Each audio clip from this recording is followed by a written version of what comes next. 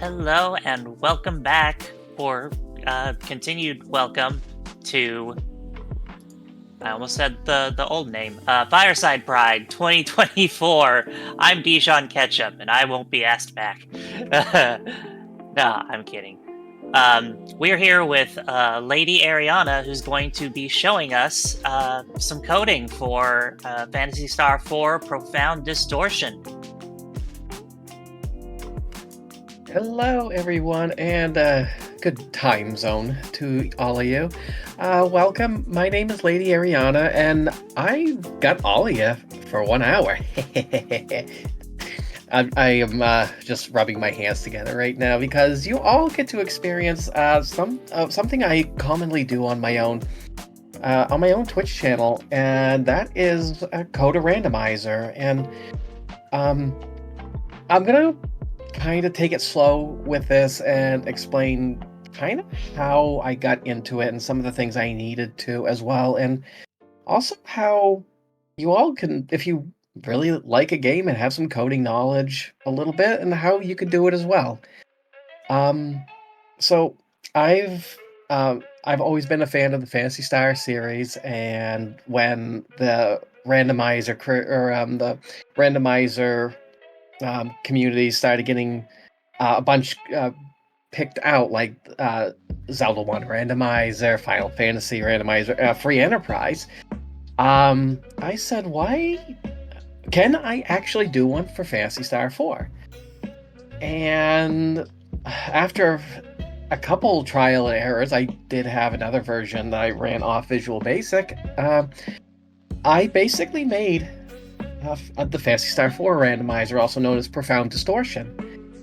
And what this randomizer does is, the way I figure it and the way I try to describe it, this is Sega's Free Enterprise.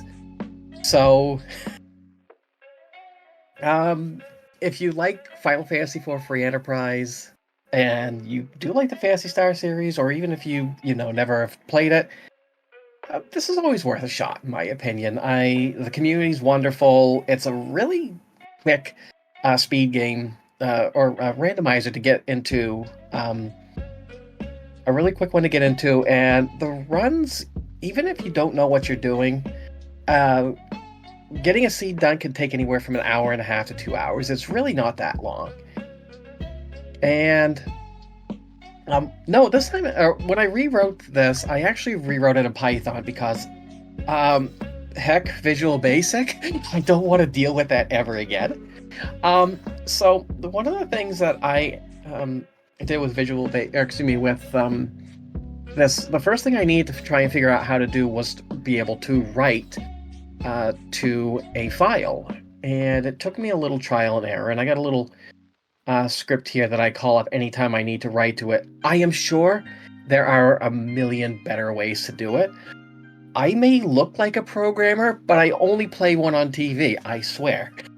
So, and a lot of my code that I actually have, I have one file that just has like every function.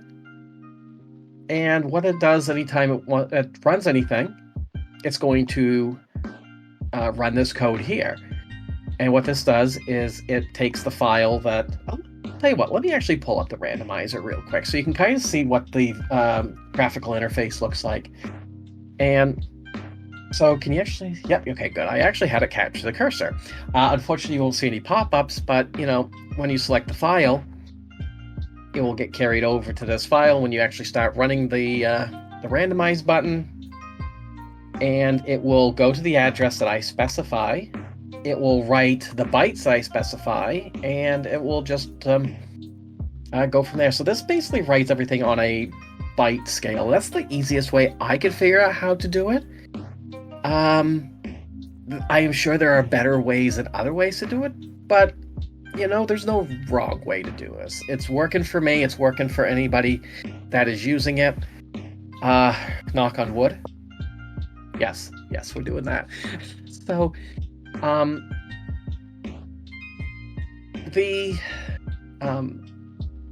lot of the times when I do the coding streams, it's very chill, and I don't try to explain everything that I've done so far because I've changed this game so much. In the upper right hand side is actually BizHawk right now, running the. I have it paused on the intro cutscene, which isn't really much of a cutscene. It's the intro line of Phantasy Star 4. I basically made it so it will just do funny things, and I had a file preloaded, and immediately I get rickrolled because I put a rickroll in as one of the openings that you could possibly get. You played Uh, yourself. I did play myself on that one, Dijon. I absolutely did. And um, there's just a lot of things that I was able to do. Um, and one thing that I had to learn how to do, let me go ahead and close the randomizer. You'll see in the lower right hand side, um, I have Notepad++ open. And what this is the disassembly file. Thanks to Lori90 for providing this and keeping it updated as well. But this is my recipe book, basically. I can't do anything in this file without knowing what is where. And I had to learn assembly. I had to learn 68K to understand. Oh my god, my fan. It fell. So this, as I'm scrolling through it, if you don't know assembly, this is probably going to not make much sense to anyone. I know of assembly. We know of it. That's the important part. You know of it? Good. That's a start. 68K also varies a bit from. What's the one? I don't even know what the one NES uses, but that one, it varies vastly. So one thing I ended up doing was I took all of the assembly codes that I had, that I commonly use, and when I make a function to call them up, I have it call up this class, and it basically just gives me the text string for that. So for here, for instance, I have a branch on equal, and the byte value of that is 67. So when I punch it in, let me see if I can actually find a spot where, yeah, like, or we'll just do a jump to subroutine. JSR, boom. So it's going to, in the disassembly, the JSR or jump to subroutine in bytes is 4EB9, which I have coded in here. And when I have a function go to it, it will read it as that, but it will translate it and plug it in as the byte itself. So then when it does what it needs to, it will plug the byte in here. It's a lot harder to explain than I am making it. Actually, it's very hard to explain. I am making it extremely hard to explain. But so without the assembly, I wouldn't have been able to do any of this, and I've changed quite a bit with this game. Anyone who knows how Phantasy Star 4 works, it's a very linear game. And after watching like Free Enterprise, I had some ideas to try and do that with this as well. And what I did was turn this game into an open world exploration, find objectives, get the objectives done, which opens the final dungeon, and you just go to the final dungeon, beat the game. Our fastest runners could do this in between like 55 minutes and hour and a half, depending on how mean the seed is, because it's a randomizer. Some of these seeds are going to be mean. But anyways, we're not here to talk about the game itself. We're here to talk about basically just programming with a randomizer. I'm going to do a little bit today. I actually have a feature that I want to add into this randomizer that I saved just for this event. And I'll show you what I'm going to do as soon as I can find it. So let's go to my next bookmark. That is not the bookmark I want. Let me go to the previous bookmark then. That is also not the bookmark I want. Gosh darn it, Ari, what'd you do? Bookmarks. Nope, this is the bookmark I want. Haha. This is the droid I am looking for. All right, so one of the things that I wanted to do, and just to add it as a feature to the program, was have the end user control how much money you start with in the game. Until recently, I actually didn't know where that was, and when I started working on a new feature for this, I am actually working on version 6.0, and 6.0 is going to have a new feature called a new gameplay mode, called Forgotten Tower. In simplest terms, I am basically turning Phantasy Star 4 into Lufia 2 Ancient Cave. A little light on that, not quite as randomized, but it's definitely I guess the best way to put it is just a full dungeon crawl and a dungeon rush. Try and get as far as you can with as minimal inventory as you can, and it's a new way to play, and I'm still testing out some of the bugs because, again, when you're messing with assembly code in these old games, things are going to break, and they break a lot with this game. So one of the things I recently discovered was the address of the starting money, and it's really easy. All I got to do is just change this byte right here, which I actually did put into the code, at least to into Forgotten Tower mode, because I wanted to increase how much money you started with. So I kept the address and I kept the file. So I have the script pretty much all written. So what I want to do now is I want to make it so that the end user can control how much money they actually get when they start. Sometimes giving a little too much control is not great, but diversity is wonderful, and we're going to do that here. So what I want to do is I actually want to create a new widget for the graphical interface. And what I think I'm going to use, and this is kind of now where we're going to do some live coding on stream. I think what I am going to do is actually use a spin box.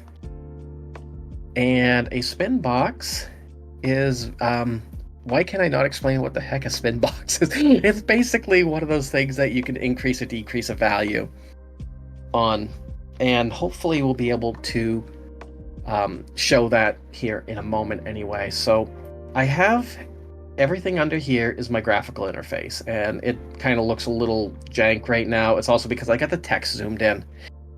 Yes, uppy downy text field. That is a good way to describe it. So I believe I want to put this into, let's see, mode. Actually, let me go ahead and just load up the randomizer, because I want to see where do I want to put this. Part of me wants to put this either into gameplay as starting money, or I could put this into shops and chests. I honestly think it's going to be good in the gameplay spot. So let us find where that is in here, because I also try to keep things quite organized, even though this looks like a giant mess. I assure you, it's both. I mean, I see the little pound signs followed by the text. Yes, I do. I have a lot of notes and comments on this, and I am trying to remember where I put the gameplay options. Party, shops, enemies, gameplay, right here. So I have it further down, even though it is the one that's on there by default. So I'm going to make a spin box right here, and that is, so we're going to name it self dot, I'm going to call it start money. And I'm using a library called tkinter, or tkinter. I don't know how it's pronounced, but that's what I'm using as the graphical interface for Python here. So we're going to see if this works as a spin box. Let's see, spin box. There we go. So we need the frame that's going to be in. So it should be self.lbf. What did I have that listed as? Gameplay. And this is actually the first time I'm using a spin box in this randomizer. Actually, no, it's not. I'm actually using one rate on number of seeds. So this is not the first time I'm using it. This is the first time I'm remembering it. So I actually technically could just copy paste this. And I think that might be the easiest thing to do for myself, but I'm just going to do that and just use this as a reference. So we're going to go from the lowest value that we're going to have on here. Not plus, Ari. Let's make it difficult. We're going to go 0. Got to start with no money. And just for simplicity's sake, oh my god, stop it with the pop-ups. 2. Let's go to just 10,000 for starters. And so we need from 0 to 1,000. I also do need to make a text variable, which I haven't set up yet, but I will. And I wish this wouldn't pop up so much on my screen and block what I'm trying to type, but text variable equals self dot this is a text value or variable, and we're going to call it text variable start money, and the state's going to be read only. Although I don't think I want to make the state read only, mostly because I want to be able to put a value in there, because if you're actually pushing the button up and down for this to go from 0 to 10,000, you're going to be clicking that button a lot. So I think I'll skip on the state for right now, and I'm going to make the width, let's make it 6, right? 7. We'll make it 7. Actually, no, we'll make it 6. I was right the first time. And I think that's all of the arguments I need for this right now. It'll tell me, it'll yell at me if I'm wrong. So I do want to create this text variable, which I've actually stored at the top. So I got a bunch of text variables right here, and I call this one start money. So I'm going to put it alphabetically, and I'm going to just set it as an empty string var, but I'm actually going to set it to value equals default value is 500. So I'm going to set it as that. And so there is the spin box. Now we actually just need to place it on the form itself. And to do that, I need to find where that grid is. Cosmetics, randomize, frame, bosses tab. Nope. Let's go. Gameplay tab. So for starters, I'm going to put it right below where it says start with Rappy Cap. I'm going to tell you, Rappy Cap was an item that I added into the game.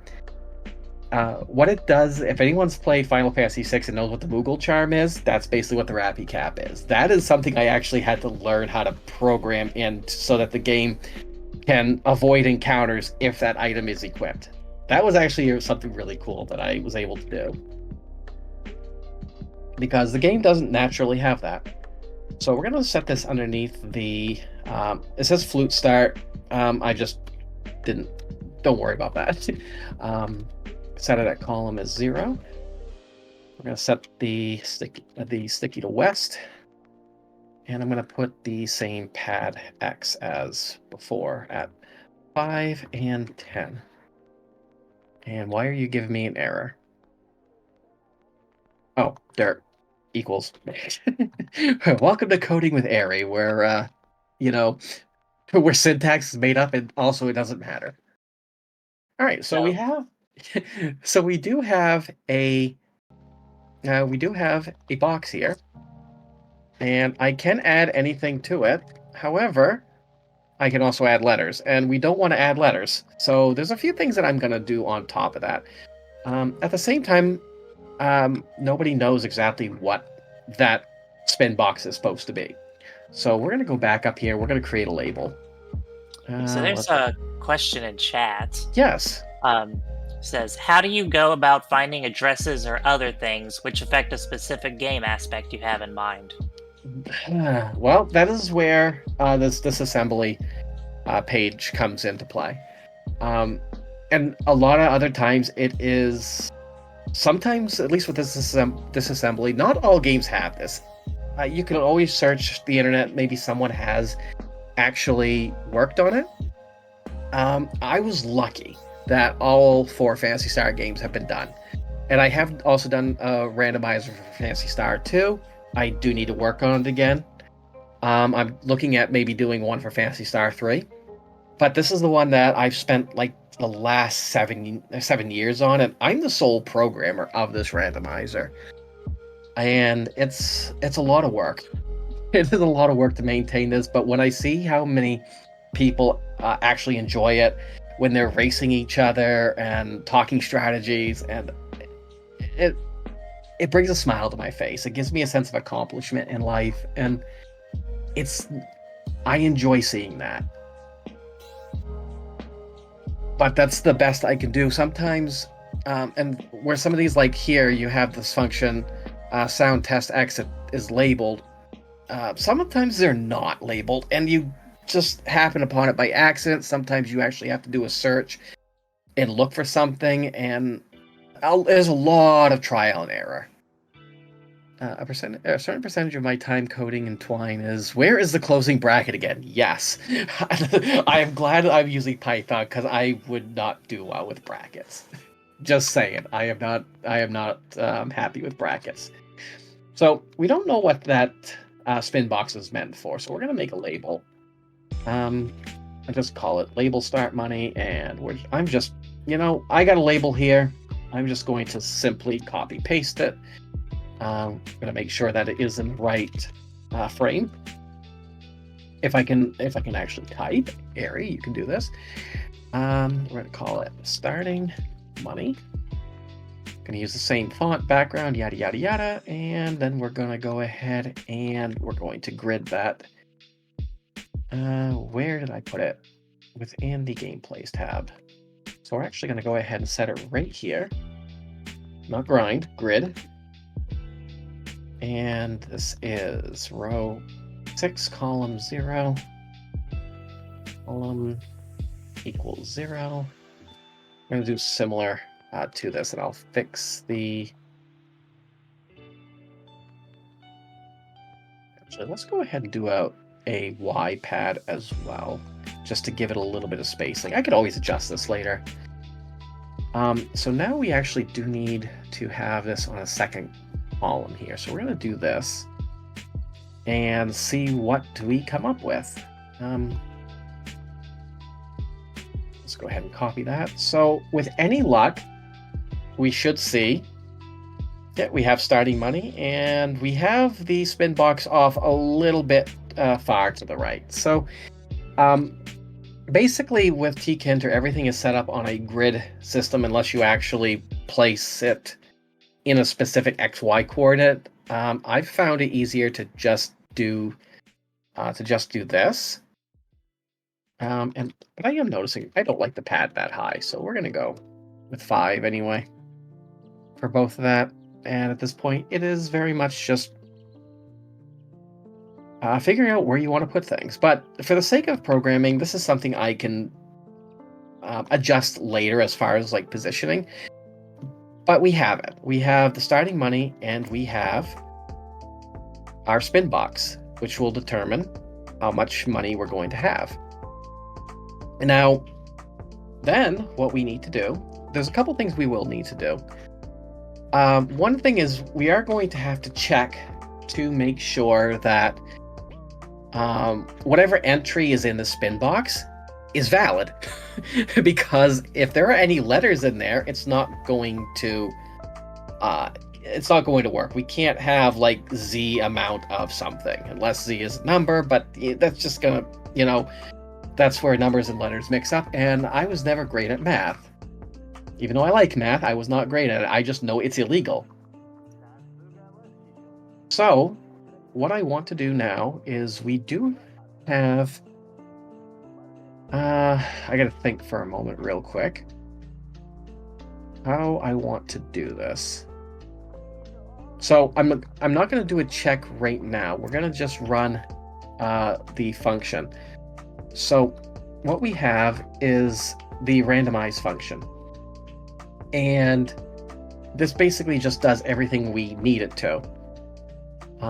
when we click the randomize button, every one of our functions gets set up to be used and to run. Some of it's depending on certain things that the user selects. So if, for instance, if save anywhere is not checked, then the function for save anywhere is not going to work. So, which is what this function is right here. If the Boolean value save.get, which is what the value for save anywhere is, if it's true, then we'll run the save anywhere function. Otherwise, we're not getting that. So what I need to do now is I need to make a new function, and I need to figure out where I want to put it. And I think I want to put it towards the end. I could put it towards the beginning. Actually, yeah, let's put it towards the beginning. Let's do that. You put things wherever you want them. So we're going to go ahead and... So the progress equals progress bar. This is just visual stuff that I now have to actually try and refix. This is something that worked in 5.0, but when I changed a lot of my data, I was actually holding into variables, and now I actually have into database structure. But with the database structure that this is using, it doesn't want to work with threading very well, so I got to figure that one out. But it's not a very important thing for me, especially today. So we're going to go ahead and make a function called starting money, and we are going to send the file over, and we're also going to send the value for the spin box, which we put into the value TV start money .get. So those are the only two things that we're actually going to have. Will this work? Who knows? It's doing that because we actually don't have a function called starting money. We're going to fix that. We're going to actually go ahead and start one right now. And I do have all my functions in alphabetical order because reasons. This is a little bit easier for me to navigate, but I also zoomed in the text so it would be a little bit easier for the audience to read. I will say I'm a lot meaner on my own stream because I have it zoomed out like right here, and that's about where my eyes can go before I actually start losing focus.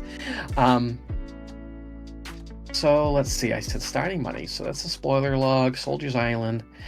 So right here, we're going to go ahead and we're going to define starting money. So we're going to grab the file, and we're grabbing the money function, or excuse me, the money variable.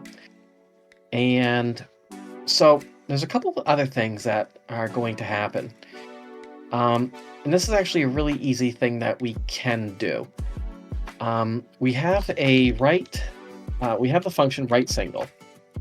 Barry, you can spell.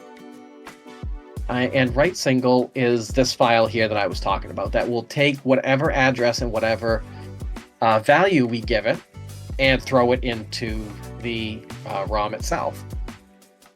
So we're going to do the right single. We're sending the file over. The address, which we actually do have, is right here. I'm going to comment this out for now because this is kind of a test that I was doing. Where did I put it? That's the other part of doing this coding, is finding where you were when you reference something else. So there's our address, and so we can't just send the money variable over. Even though it is technically text, it's not in byte format. So what I have is I actually have another function. If I can remember the name of it, I do have another function. Yes, trim byte. So what this function does is it takes a string value that we have. Actually, no, it takes an integer, excuse me. And it takes a byte size and it converts that integer into bytes. So I have that, and this is all it does. It strips it, it sends it to bytes. So we're going to do the trim byte function as our byte that we send over. and we are sending it over money, which actually I can't quite do yet, but we'll work on that.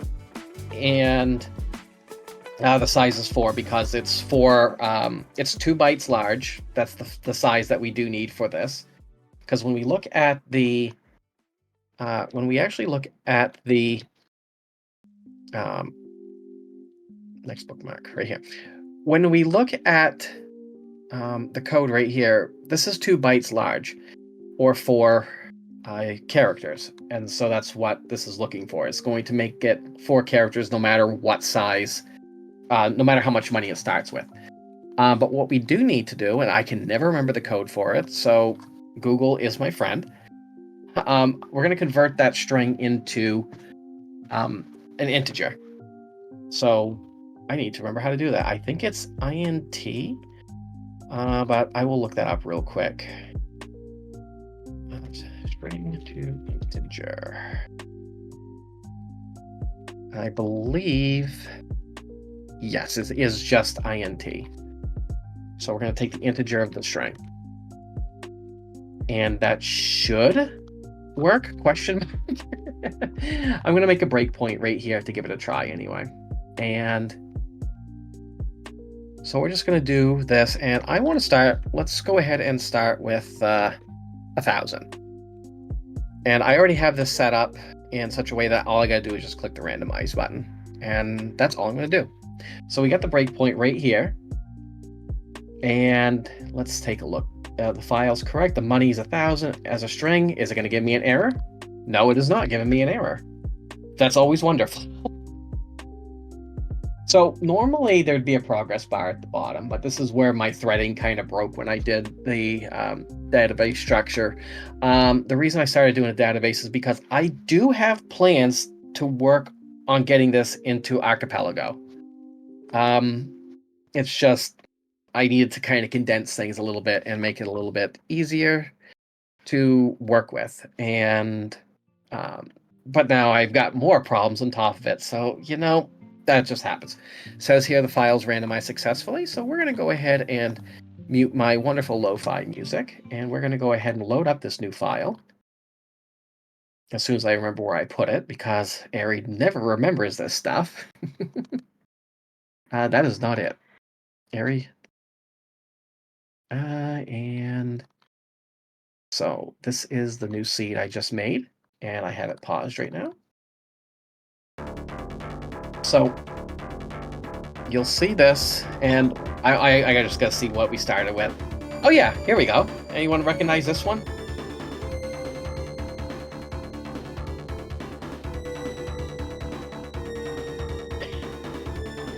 I also take community notes on this as well. There's a lot of community feedback and some really cool things that the community has given us, and I've put into the game, like item names or jokes or things like that. So we're gonna go ahead and start, and there we go. I have 1,000 Meseta right there. Whoa! So there we go. We have just coded a brand new function into this randomizer that will be in the latest release. Alice, like, yes, I understand this reference. A cake for me? Yes, there is absolutely a cake. So that was the simple part anyway. I'm going to go ahead and pause this. We're going to get our cool lo-fi music going back on. And now we kind of need to clean things up a little bit. I didn't think this would be too difficult to get as far as, working as well as it is. Because again, it literally is just one line at this point. We're changing how much money we're putting in there. However, we do need to keep some checks in here because, again, we do need to make sure that the value that we put in there is an integer, and we also need to make sure that it's between a certain between certain values. But what if I want to start with C money? Well, tough luck, Dijon. Oh. No, if you try to start with C money or G money, because that's what the cool kids say these days, right? I don't know. I think so. I'll ask one of my girlfriends. She might know. But so what was I saying? I do this a lot when I'm coding too. It's like I was doing something and then I forgot. Oh yes, we need to make a check to make sure that only valid entries are put into it. So I need to go back to my spin box that I just created. These are grids. This is not where I want to be. We are in the gameplay tab, spin box, start money. So there is actually there is one more thing I can add to this, and that is a function. So command. We're gonna go. We're just gonna stay. What do I want to call this? This is also the fun part. Start money, change. So this is now whenever the spin box changes its value, it's going to look for this function. Now I just need to create the function, and I have the functions up here.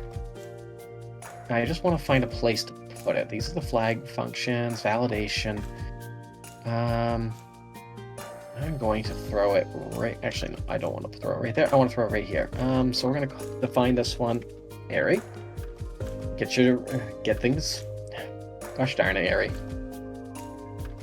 No, that's not even right. I don't know what just happened. Why are things weird right now? Okay, got that. Do I have insert on? Is that why it's doing that? No, override's not there. Okay, why is it doing weird things right now then? Okay, we're gonna go with this. There we go. Hey, I got it. I think. I hope. Code's haunted. The code is very haunted.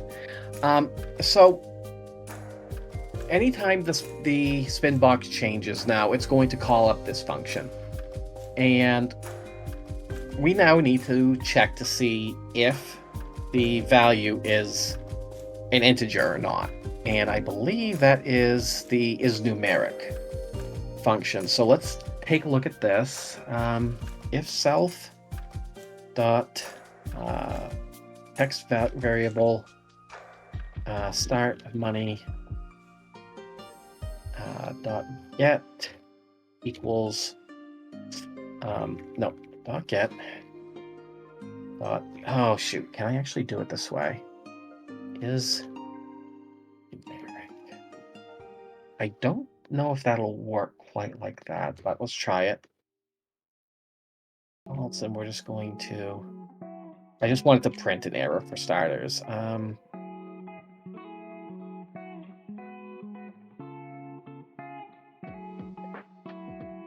Sure. This will at least let me know if that works. Otherwise, it's going to give me something broken. So we're going to go ahead and test this. And evidently not, because it's not being called up.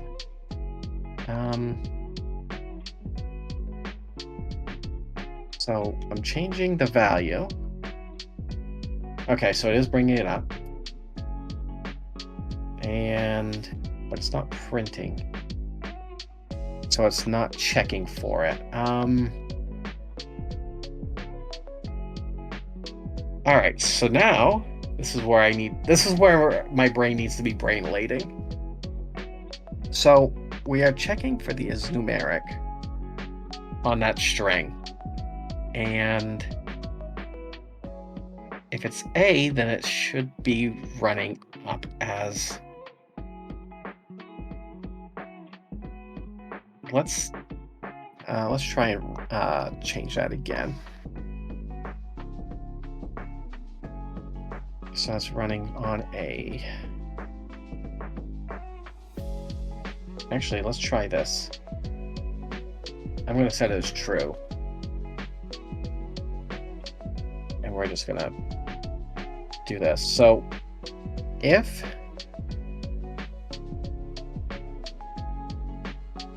we're going to hit continue. Okay, so it's working. It is actually saying, yeah, the value in there is numeric. But when I put in a when I put in a letter, it's actually not working. So I don't know if is numeric is the right thing in it.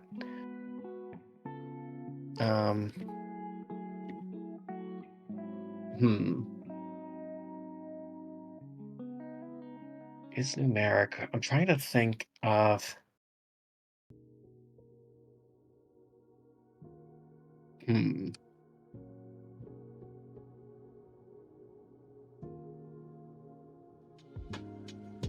this is especially when I do my own coding streams, this is a lot of times where I'm just sitting there just thinking and just chatting with everybody. And sometimes, you sit on these things for a minute and the answer will just present itself.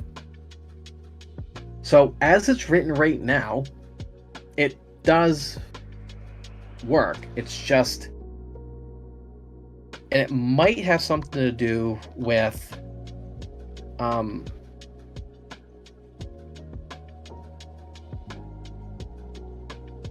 brain. It might actually have something to do with the spin box itself and when it updates the value, because as it stands right now, it's only doing the command when the spin box changes. So that means a spin box might not be what I want to use. And I'm thinking, while a spin box is cool, it may not be what I need to actually do. So I'm thinking maybe just a regular text box. When you run that variable into int, it will error out if the value isn't convertible into an integer. So you should be able to catch the error. When you run that variable into int, it will error. The thing is that it's catching, but the thing is it's not running the command when I manually type something into it. It's only running the command when I push up or down on the spin box. Because it is catching it. It's just not catching it because I'm manually entering it, and it's basically an invalid entry anyway. However, if I were to say, let's break this. We're just gonna throw a bunch of letters in here, and then we're gonna hit randomize, and it's going to try and go in here, and it's going to break, in which it did. So, it needs to be able to catch it before randomization, and that's what I was hoping this would. I haven't worked with spin boxes a whole lot because it's not the greatest thing to work with, but I think I'm actually going to use a text box instead. So we're going to go ahead. I'm going to just a thought. What's your thought? If you don't mind me. Oh, go right for it. Is there a way to have it pop up with the error box if you try to randomize it with a non-numeric value? Yes, that is something I could do as well, but I wanted it to be able to check it before the randomize button was hit. Gotcha. However, what you are saying is a good alternative as far as if I can't get this working with, and I mean the spin box definitely still could work. The other thing is that I can put whatever. There's like no limit to the amount of characters I could throw into the spin box. So I still want to be able to keep it. Yeah, that's the thing I was thinking as well. They're 8-bit. So I'm thinking a text box might be the easier method of doing this. And when a text box changes, I can have it run that same function. And then basically just, if it catches a letter that's invalid, then it can throw out the flag or the warning. Or probably what I'm going to do rather than throw out a warning is I'm going to have it either delete that character or... which I could. The easier thing, that would probably be a little bit more complicated. I'll probably just have it go back to its default value, which is 500. So, I'm going to go ahead and we're going to go ahead and comment the spin box out for now. And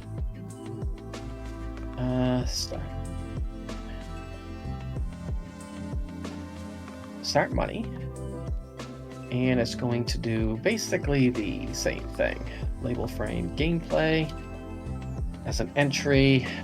And this is going to be the variable that we just had, which is TV start money. Not read only though, because read only is not what I want. Why are you showing me an error right now? Oh, I missed a comma. That's why. Now I'm gonna take the state of that off right now, and we'll play around with this a little bit anyway. And oh, derp. I knew that. Because it's looking for the spin box I just took away. So we got. We're just gonna put that one there instead. All right, so now we actually just have a text box right here, and now the thing is, I need to have it call up a function anytime the text box is changed, and I don't know the code for that off the top of my head. So that is where Google is a wonderful thing. But basically, this still will give me the same thing. And if I actually tried, to, there is a limit as how far this can go, but we'll just say 50,000. We'll try and run it again. Because it's still using the same variable, and it's still able to convert it, and this is still technically within 2 bytes of data. So we're running the randomization. And we are going to pause our awesome lo-fi music. Thanks to Stream Beats Lo-Fi for this one. So we're going to go ahead and open the new one I just created. And we are going to see if anybody gets this next reference.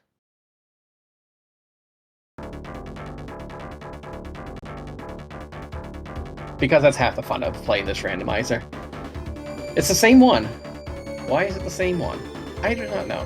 That's it, randomizer will be like that sometimes. So there's our 50,000 that we put in. So we know it works. Also, hey, we do have Demi in the party. Heck yeah, we love Demi here. So anyways, back to our cool music.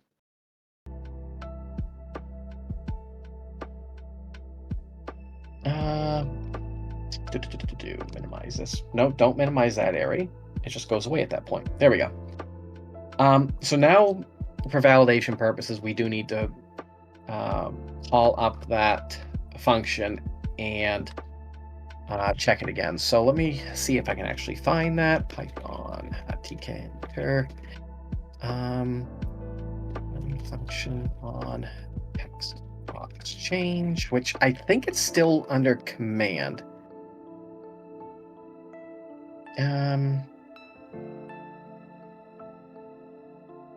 Text variable. I do a trace on it. W and trace tells whenever somebody writes the variable, which would happen every time. Sorry, I'm just reading to myself now. 3 variables to whatever. Probably not what I'm looking for. And this is, see, I've not actually had it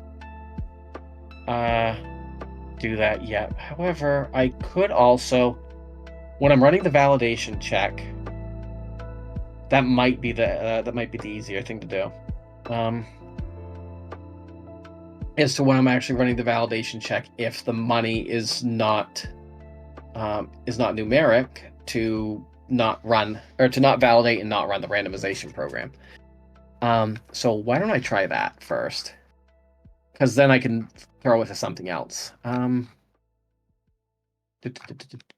So get file. No, we're a little too high up. Load seed share. Nope, that's not it. I know I got it somewhere.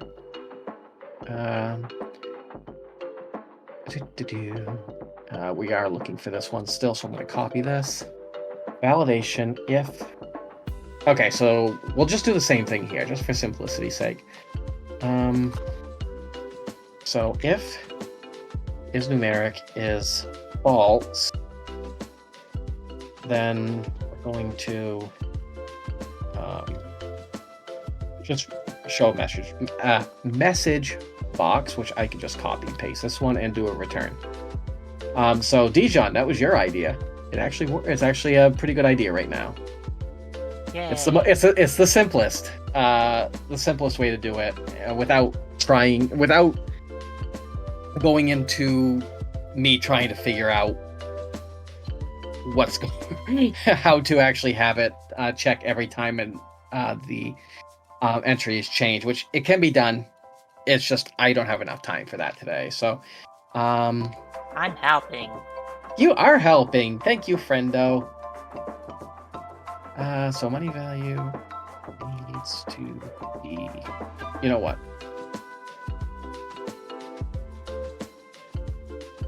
Alright, so let's test this. We're going to go ahead and... starting money is Dijon. And there we go. We got the I got the pop-up warning that says money value must be numeric. So I'm sorry, Dijon, we can't start with you as money. It's fine. I have none anyway. Okay. And now let's actually put a numeric value in there, and it's running. As you can see the output down here, that it's doing that. Oh, time flies when you're coding. I just realized it's been almost a full hour already. I don't know where the timer is right now. I probably could look at that. It's about 50 right now. All right, so you guys got about 10 more minutes with me. Isn't that lovely? I think it's lovely. That means I get 10 more minutes with all of you. Also, everyone, hydrate. This is a good time to hydrate. And the seed was generated. I put 10,000 in there, so we're going to go ahead and test it one more time. Because, gosh darn it, I want one of my other references to be shown today. I've got, like, 20 references for the opening. And some of them people will get... There's actually one that, if it pops up, I'm going to cry. So one of... I'll hopefully not show up, but I'll explain it. Okay, it didn't. So... Let's see. Here we go. See if anyone gets this one. I get it. You get it? You get it?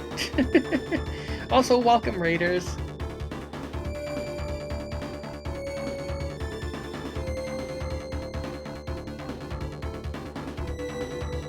Alright, so we get the reference. Yay, I love it when people get references. Some of them are very obscure too, but... Alright, so there we go. There's 10,000.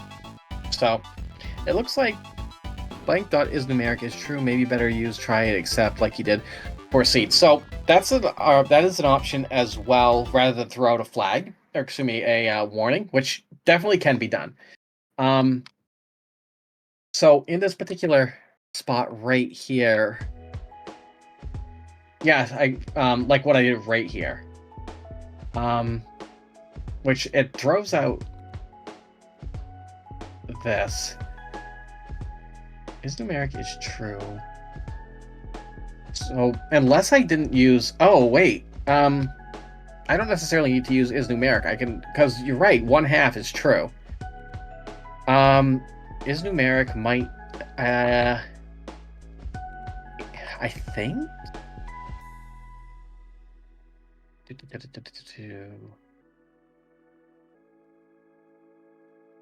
Huh, that's actually an interesting catch there. Let's see. I could do a try and catch. I could check to see if it's an integer rather than numeric. or digits. Let me look at the isDigit function. Okay, exponents are considered to be. Check. Python. Check if is an integer. Let's see. If value is integer or float, let's see. If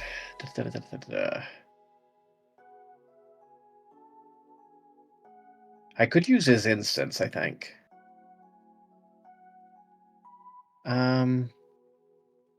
Let me look at something real quick. According to this, I could use if is instance, number is integer. I could try that. Let's give that a little try. So we're gonna do this instead. Is instance. 5-minute warning. 5-minute warning. This should not take long anyway. I hope.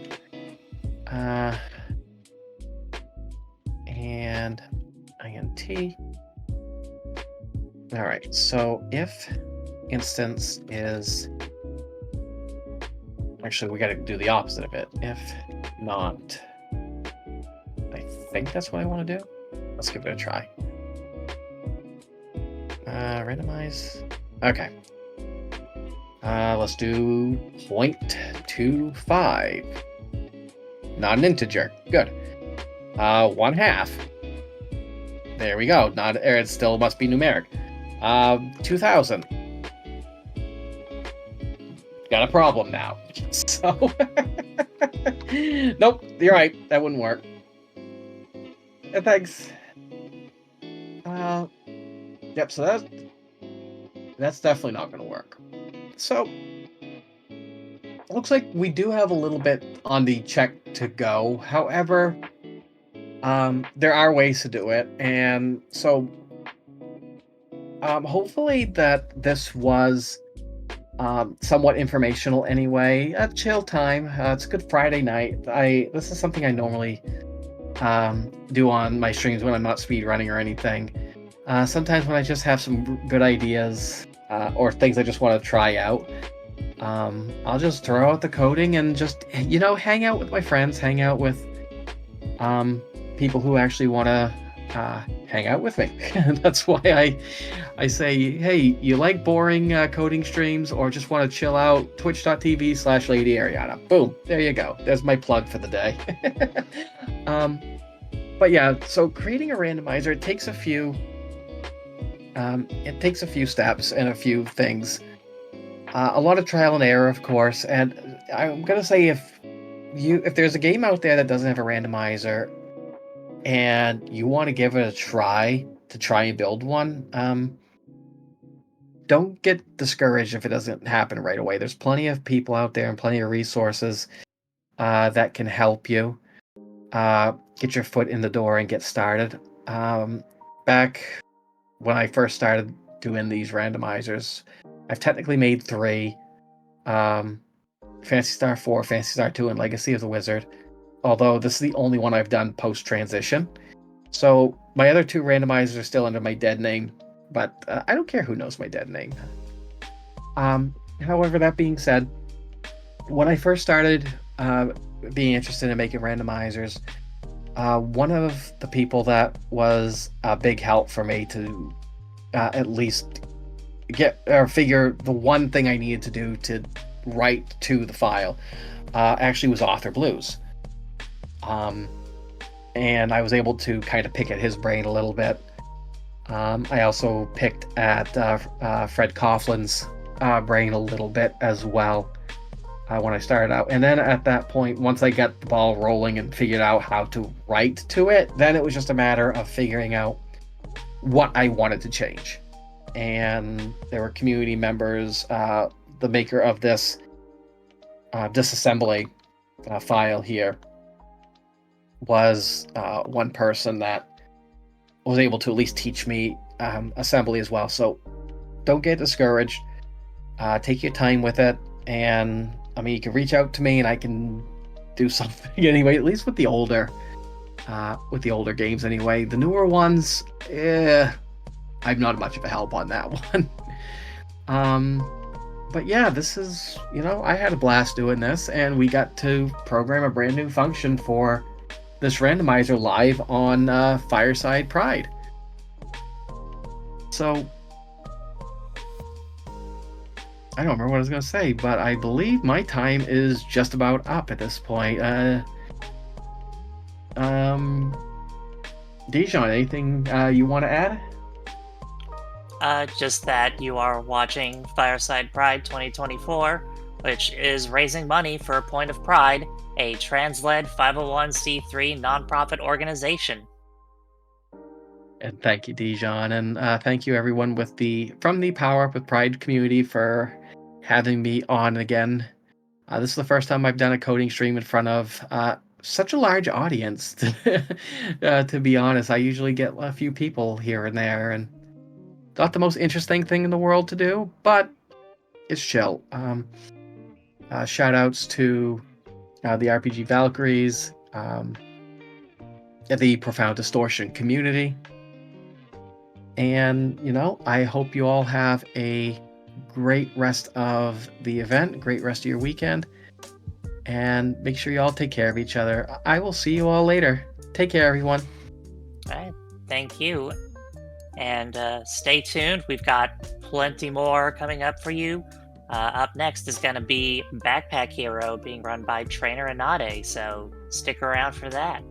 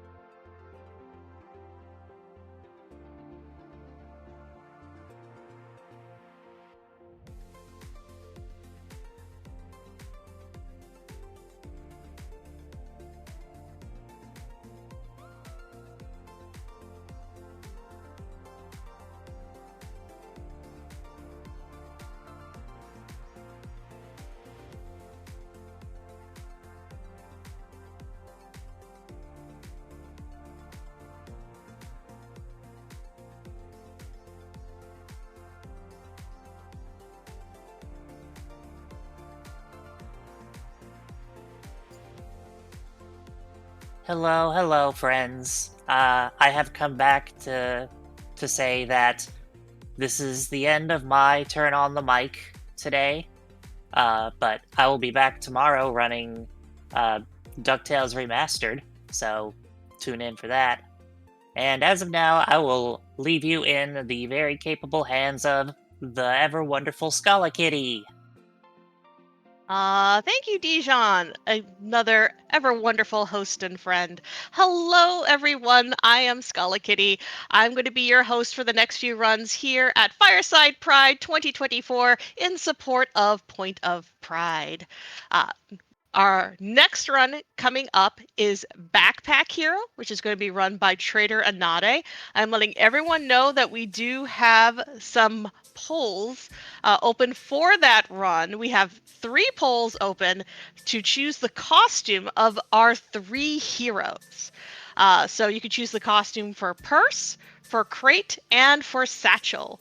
Right now for Purse, who's going to be our first character out, in the lead, we have her Cave Ma'am costume with $160 in the lead. For Crate, we have his Frankenstein's monster costume with $50. And Satchel, who is my best bird boy in this game, right now it's wide open. We have a $5 donation for Purple Scientist, but you can definitely go through, change that if you would like to see his default adventurer look, his older look, his surfer look. So there are many, many options. Further on down the road for this evening, we also have a poll open for Princess Peach Showtime to pick Princess Peach's outfit. So whether it's her special dress, her figure skater dress, vertical stripes, grape dress, disco dress, all of those, you can definitely make your choice. We also have a target, open for Princess Peach to save Mr. Mustache. I wonder who that could be. Right now that is at $44 out of $150, so hopefully we can meet that in our next few runs. Anyway, we're going to be sitting up for Backpack Hero, so go on, stick around, stay tight, and we'll be back in just a bit.